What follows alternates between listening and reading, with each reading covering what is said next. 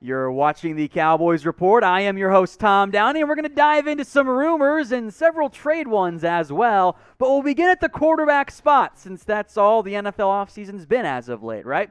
Is the clock ticking to pay Dak Prescott? Well, yeah, 4 stars on this one. Now, the Dallas Morning News and David Moore, which means it came from Stephen Jones, made a very long-winded article about how, you got to make a decision before free agency. Otherwise, you don't want to miss out on the potential quarterback chaos to go trade for or sign somebody else. And Dak wants to get paid and all that, which is true.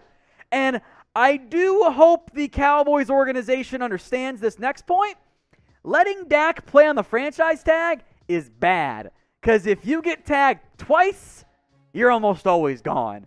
And your best case scenario if you tag Dak twice is he goes full Amari Cooper and he takes a smaller offer from the Cowboys to stick around after exploring his options in free agency.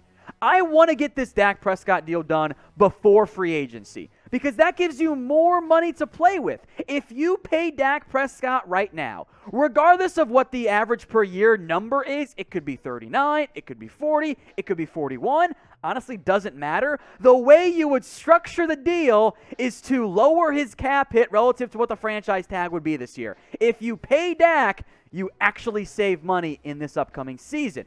But I am concerned, and I've been concerned for a while now, the Cowboys have been blowing this, and they could blow it all together.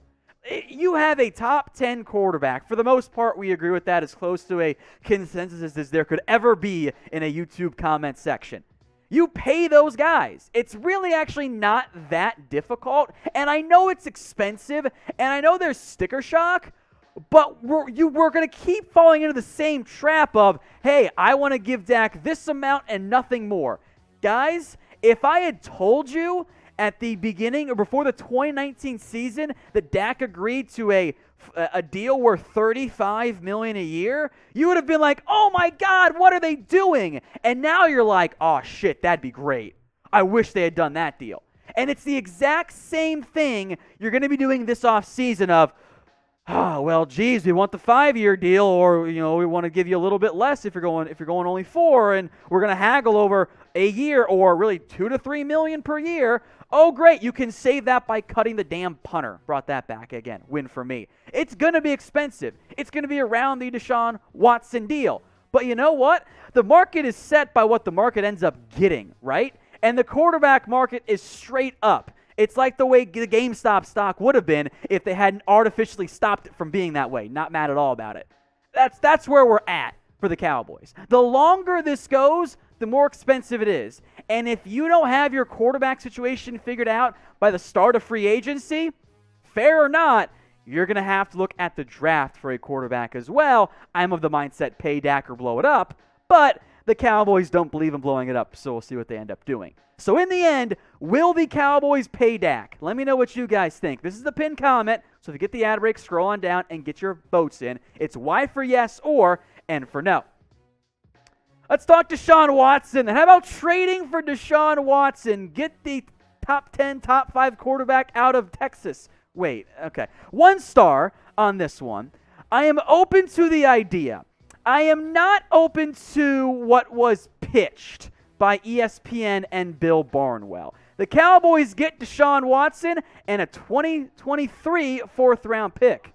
Then they get Dak Prescott and 2 first-round picks. The Houston Texans do, excuse me. So you're going from 1 quarterback that is also very highly paid and also giving up 2 first-round picks. I do not want, and I have no desire to do this deal. This is not something I actually want to do, and it's kind of straightforward for me in the end. The reason behind my desire of not doing this is Dak and Watson are very similar players. Look at these numbers. 2019, 2020, I would argue these 2 quarterbacks' best years factoring in all their situations, right? Completion percentage, favor Deshaun Watson. Dak did go downfield a little bit more, though. Yards favor Dak. Touchdowns, interception favor Deshaun. Quarterback R, which helps factor in strength of schedule, all that kind of jazz, and rushing yards, it slightly favors Dak. So if your takeaway from this is, yeah, I think Deshaun Watson's a better quarterback, not by that much, he's just a little bit better, I agree with you. It's just not like you're going from quarterback number 3 to quarterback number 15. You're going from like quarterback 4 to quarterback 6. So why am I giving up 2 first-round picks, my most valuable asset this year, which is my first-round pick, for a pretty similar quarterback that in the end, contract-wise, doesn't really save me that much over the lifetime of the 2 deals? You're talking like maybe 30-ish million in total. Like, that's it. Cool, I can get a defensive tackle or safety, but I just gave up 2 first-round picks, so now I can't do anything with those selections. Why am I giving up assets for a similar quarterback? Now, if you can tell me, hey, Texans take Deshaun straight up for Dak, I'm in, because then I at least have a quarterback. If you promise me a really good quarterback, I'm open to that because the Cowboys don't have Dak yet. But I'm trading Dak and 2 firsts for a similar quarterback. I don't think that's good investment and good usage of your stuff. In the end, the trade Dak for 2 firsts and for Deshaun Watson is brought to you by the same people who say, oh, you can't build around a high-paid quarterback. That's just the double standard there doesn't make a whole lot of sense to me. Let's talk more trades here. How about trading Zeke to the Jacksonville Jaguars? Fake news on this one, specifically because of the trade package put together. Here it is. The Cowboys get a 2022 third, and the Jags get Zeke Elliott. Ladies and gentlemen, it is time to once again go back here. It has been 0 days since our last nonsense. I don't know if this underestimates the stupidity of the Jags or overestimates the value of Zeke Elliott or somewhere in the middle, because you trade Zeke, he is still one of the highest paid backs in the NFL, and that doesn't really gel with what the Jags want to do outside of, Zeke and Urban together, right? So let's play a game here to help put this in perspective. I got 2 different backs for you, both in the NFL. Back number 1 had about very similar carries to back number 2, except back number 2 had fewer carries for almost an extra 100 yards. Both of these guys were decently involved in the passing game. The yards slightly favor RB2. The touchdowns, though, favor RB2 as well. So I want you guys to pick a running back for me. Are you going with RB1, just type in 1, or are you going with RB2? Just type in 2. So you got 2 different backs here. They put up very similar numbers, but the efficiency very clearly favors running back 2. So which route are you going? 1 or 2? Now, most of you guys in the comments section picked 2, and congratulations, you took undrafted rookie James Robinson. And I know what you're going. Oh, Tom, that's not fair. You didn't tell us. And, well, the Cowboys had a banged-up offensive line and a bad quarterback. And I go, look at Jacksonville. It was a worse situation for undrafted rookie James Robinson, who's making pennies on the dollar compared to Zeke Elliott. There's no rational explanation for the Jags going, yeah, let's trade a third and pay big money to a back when the cheap young guy we just had put up even better stats. There's no reason for Jacksonville to do that. This isn't Houston, okay? If this was Houston doing it, different conversation, because they're a train wreck. Jacksonville, come on, let's not be that silly, guys. Come on, let's keep it realistic a little bit.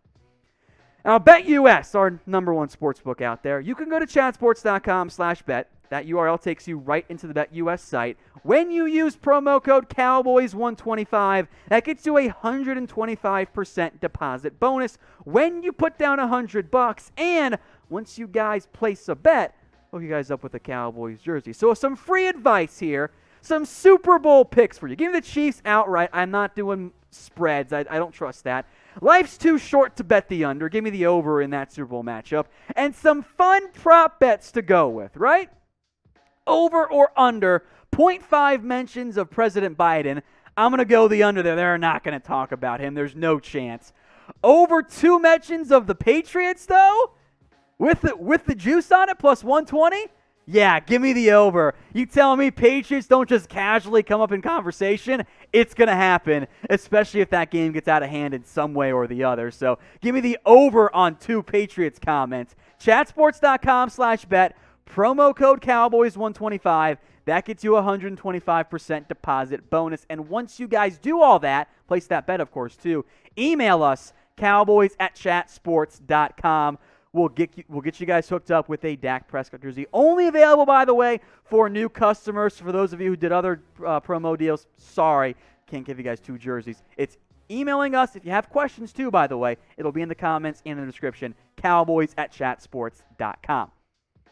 More trade talk. All right, how about trading for Matt Stafford? In the event that you lose Dak for whatever reason, sure, I think Stafford does make some sense there in terms of like best available obtainable quarterbacks. But approaching we need to have the Matt Stafford conversation in a bubble is fine. It should be a short conversation, though. Because, yes, you're saving some extra money, although something tells me Stafford will want a new deal after he's traded. And, yes, he's available on the market. And I like Matthew Stafford. I know that Dallas radio loves a local boy, and they just want to take all those guys. They would like nothing more than to build a Cowboys roster built out of Arlington and Highland Park players only. They would absolutely adore that. And you can throw in Lake Travis if you want to cheat, I guess.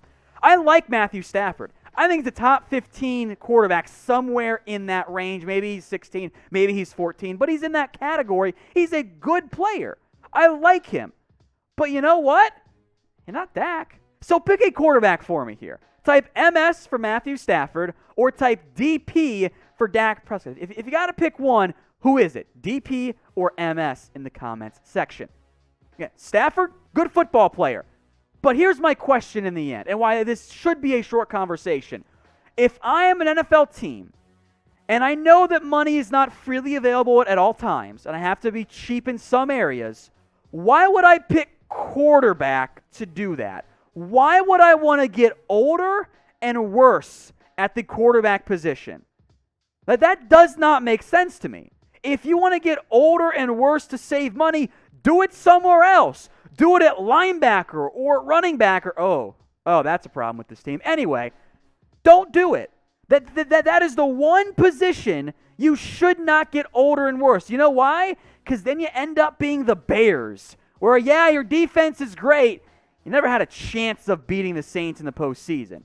It's kind of like losing by less and kicking field goals in the playoffs. You get close-ish in the end, but you're actually reducing your chances overall of winning. You lose by less, but you don't win the game. I don't want to get older at the most important position in the NFL. I don't want to get worse at that position. If it's Dak or Stafford, it's pretty easy. Give me Dak Prescott every single time.